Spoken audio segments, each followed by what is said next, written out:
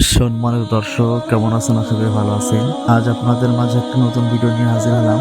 আমাদের মাদ্রাসায় একটা লিচু গাছ আছে, মাশাআল্লাহ। এবার অনেক লিচু আসছিল। লিচুগুলো আমরা বিক্রি না করে সমস্ত ছাত্রদের মাঝে বিলিয়ে দিব। তো দেখুন শেষ পর্যন্ত আমরা কিভাবে ছাত্রদের মাঝে লিচু বিলিয়ে দিই। ভিডিওটা না টেনে সম্পূর্ণ দেখবেন, আশা করি অনেক ভালো লাগবে। তো বেশি কথা না বাড়িয়ে চলুন ভিডিও শুরু করা যাক। Let's go.